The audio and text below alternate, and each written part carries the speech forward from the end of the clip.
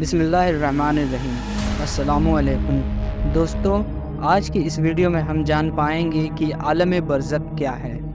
اور روحیں عالم برزخ میں کیسے رہتی ہیں، بلکہ عالم برزخ کے حوالے سے ایک یہودی عورت کا واقعہ بھی آپ کو بتائیں گے کہ جب ایک یہودی عورت نے سیدہ عائشہ صدیقہ رضی اللہ تعالی عنہا کو عالم برزخ کے بارے میں بتایا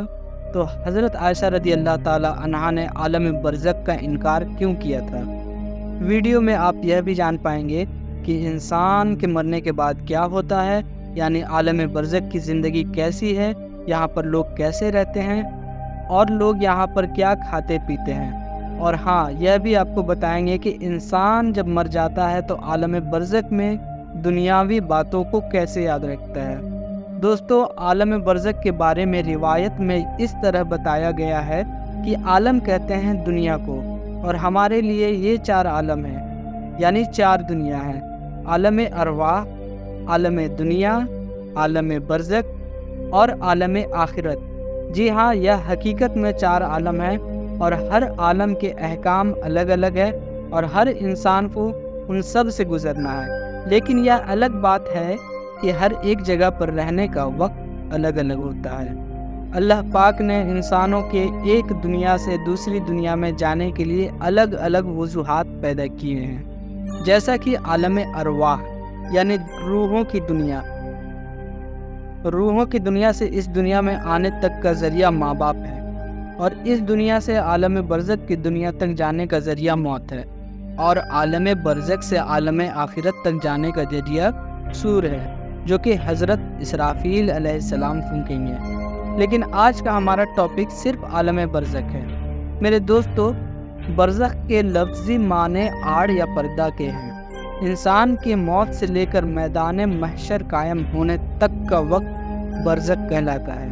یعنی اگر یہ کہا جائے کہ یہ وہ جگہ ہے جس میں موت کے بعد قیامت تک روحیں رہتی ہیں تو یہ غلط نہ ہوگا۔ یعنی برزخ میں سارے انسانوں اور جنوں کو موت کے بعد رہنا ہے، اور یہ عالم برزخ ہماری دنیا سے بہت بڑا ہے۔ یعنی برزخی زندگی دنیاوی زندگی سے بہت بڑی ہے، لیکن وہ بھی ایک دن ختم ہو جائے گی۔ اللہ پاک سورہ مومنون میں فرماتا ہے، اور ان کے آگے ایک آڑ ہے اس دن تک جس میں یہ اٹھائے جائیں گے۔ میرے دوستوں، عالم برزخ میں پہنچنے کے بعد انسان کا آخرت کی طرف سفر شروع ہو جاتا ہے۔ حضور پاک صلی اللہ تعالی علیہ وسلم نے اس بارے میں فرمایا، بے شک آخرت کی سب سے پہلی منزل قبر ہے۔ اگر قبر میں انسان کامیاب ہو گیا تو آگے کا راستہ بھی آسان ہو جائے گا، اور اگر اس میں کامیاب نہ ہو سکا تو آگے کا راستہ بہت مشکل ہو جائے گا۔ بلکہ سیدہ عائشہ صدیقہ رضی اللہ تعالی عنہا کو جب ایک یہودی عورت نے قبر کے عذاب کے بارے میں بتایا اور ان سے کہا کہ اللہ تجھے قبر کے عذاب سے بچائے، تو حضرت عائشہ رضی اللہ تعالی عنہا نے مسلمانوں کے لیے عذاب قبر کا انکار کیا۔ لیکن جب نبی کریم صلی اللہ تعالی علیہ وسلم نے عائشہ صدیقہ رضی اللہ تعالی عنہا کو بتایا کہ قبر میں عذاب مسلمان کو بھی ہو سکتا ہے اور گناہوں کی وجہ سے انہیں بھی عذاب ہوگا، تو سیدہ عائشہ صدیقہ رضی اللہ تعالی عنہا نے نبی اکرم صلی اللہ تعالی علیہ وسلم کے فرمان کو مان لیا۔ یہ واقعہ حدیث کی بہت ساری کتابوں میں ملتا ہے، جس کی ڈیٹیل کچھ اس طرح ہے کہ ام المومنین سیدہ عائشہ صدیقہ رضی اللہ تعالی عنہا کو پہلی بار ایک یہودی عورت نے قبر کے عذاب کے بارے میں بتایا، لیکن انہوں نے اس کو سچ نہیں مانا، اور پھر نبی پاک صلی اللہ تعالی علیہ وسلم نے بھی یہودیوں کو جھوٹا کہا۔ بعد میں آپ صلی اللہ تعالی علیہ وسلم پر وحی یعنی اللہ تعالیٰ کی طرف سے پیغام بھیجا گیا، اور آپ صلی اللہ تعالی علیہ وسلم کو قبر کے عذاب کے بارے میں بتایا گیا۔ اسی دن سورج کو گرہن لگ گیا، اور آپ صلی اللہ تعالی علیہ وسلم کے بیٹے سیدنا ابراہیم رضی اللہ تعالی عنہ کا انتقال بھی ہو گیا۔ لہٰذا آپ صلی اللہ تعالی علیہ وسلم نے اسی دن سورج گرہن کی نماز صلاۃ الکسوف پڑھائی اور پھر خطبہ دیا، اور اس خطبہ میں صحابہ کرام رضوان اللہ تعالی علیہم اجمعین کو عذاب قبر کے بارے میں پوری جانکاری دی۔ پھر نبی پاک صلی اللہ تعالیٰ علیہ وسلم ہر نماز کے بعد ہمیشہ قبر کے عذاب سے بچنے کی دعا کرتے اور صحابہ اکرام کو بھی اس کی دعا سکھائی اور انہیں حکم دیا کہ وہ بھی ہر نماز کے بعد آخر میں قبر کے عذاب سے بچنے کی دعا کیا کریں۔ بلکہ معراج کا واقعہ بھی نبی صلی اللہ تعالیٰ علیہ وسلم کی زندگی میں پیش آ چکا تھا، اور معراج میں آپ صلی اللہ تعالیٰ علیہ وسلم کو نافرمان انسانوں کو عذاب دیے جانے کے کچھ منظر دکھائے گئے تھے۔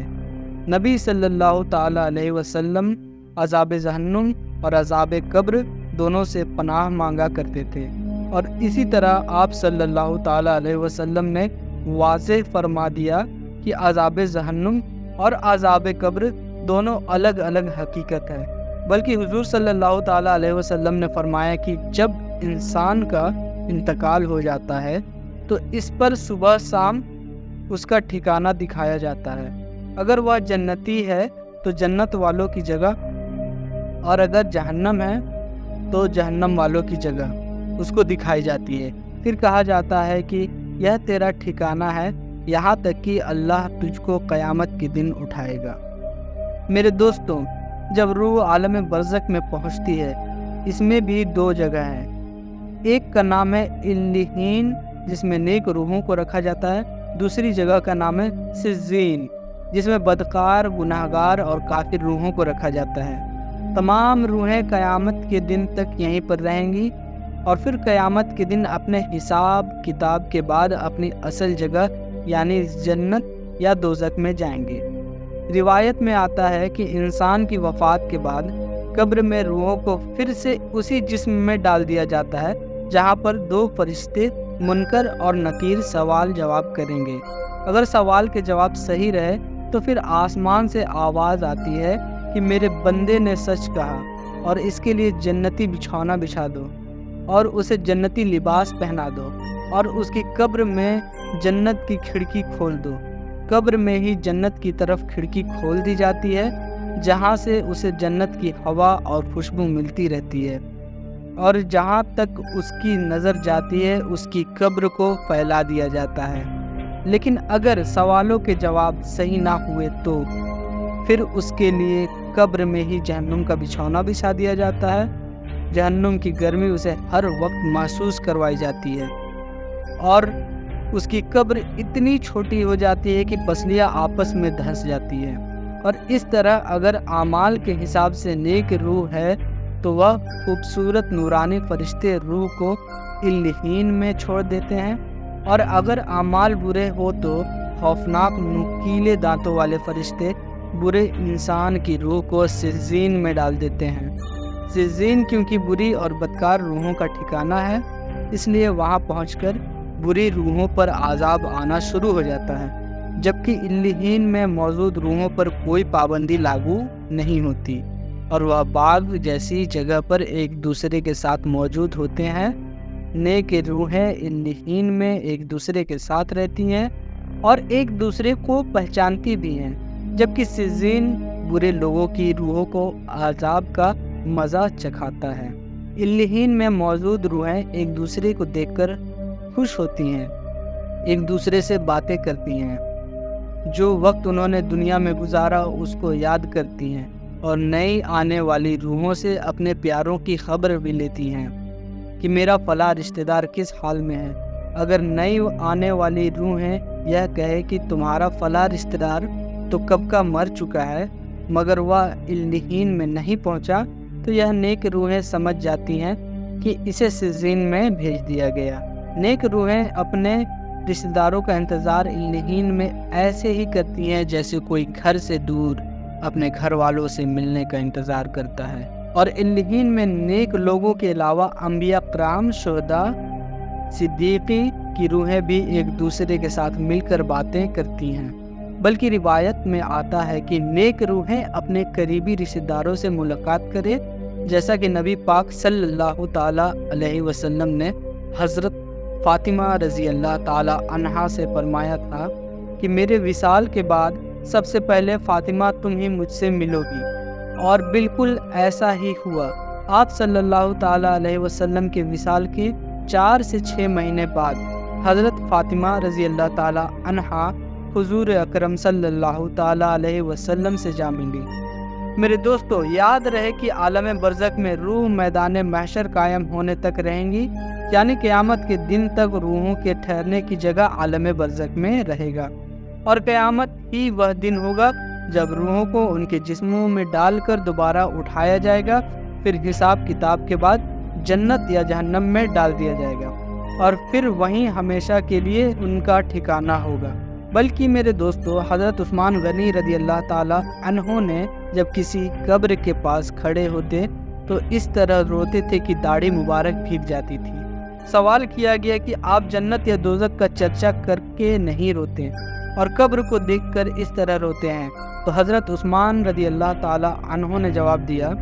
کہ رسول پاک صلی اللہ تعالیٰ علیہ وسلم نے فرمایا ہے، بے شک قبر آخرت کی منزلوں میں سے پہلی منزل ہے، سو اگر اس میں کامیاب ہوا تو اس کے بعد کی منزلیں اس سے زیادہ آسان ہیں، اور اگر اس میں کامیاب نہ ہوا تو اس کے بعد کی منزلیں اس سے زیادہ سخت ہیں۔